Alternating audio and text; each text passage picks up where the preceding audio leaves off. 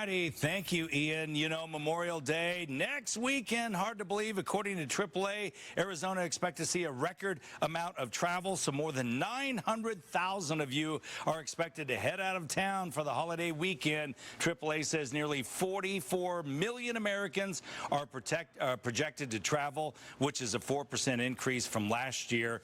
And I'm sure a lot of people are going to be out on the roadways heading to their destinations. So you got to make sure your car is road trip ready. So we have Jim Garnand here to tell us everything you need to do to your car to make sure you don't break down on the side of the freeway, which we probably all have done. It's no fun.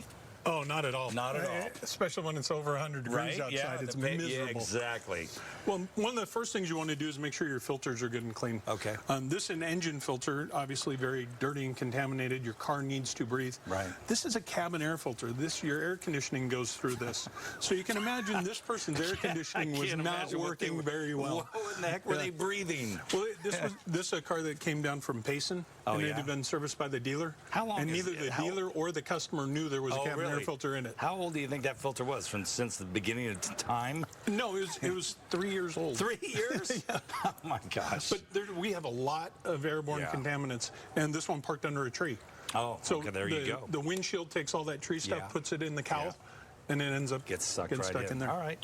What else you got? Well, when we're going on a road trip, you want to make sure that you have water. Mm-hmm. You want to make sure that all the functions of your vehicle are good. You notice little things that you put off when you're driving around town.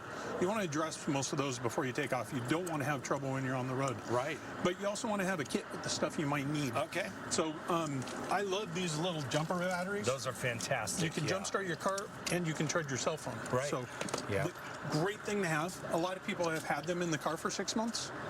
Take it out, exercise, make sure that it works, and charge it. Charge it, yeah. But even if it's been fully charged all the time, the battery degrades from just sitting there. Okay. So it's a good idea to exercise it, make sure that it actually works. For sure.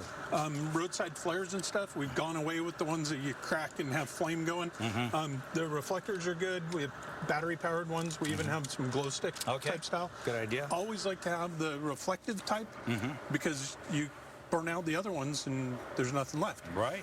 We also travel a lot at night because it's cooler. Of course. And you're trying to be efficient with your time. You want to get where you're going, and then you can start your day.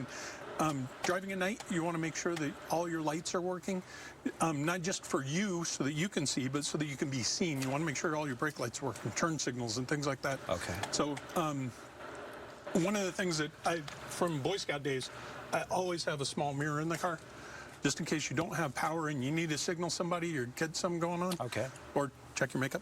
Yeah. It's good to have something like that. You're right about that. This car travels with the first aid kit all the time, but when it goes on a trip, there's a bigger first aid kit, a little more deluxe. All right. Plus, that one lives in the air conditioning. That one lives in the hot car in Phoenix. Yeah. I bet the Band-Aids in the air conditioning one works a lot better than the ones in the car. We got to wrap up here, but you have a tarp in there. I said a towel, tarp. You never know when you got to get down on the ground, and we were just talking about that it can be really hot, the pavement. And here comes the rain. Yeah, thanks. We just finished, Jim. All right, we'll step inside here under cover. And, Jim, I want to go on a road trip with you because you're prepared, big time. All right, thank you so much. Thank you, pleasure. All right, still to come, we are going to be talking about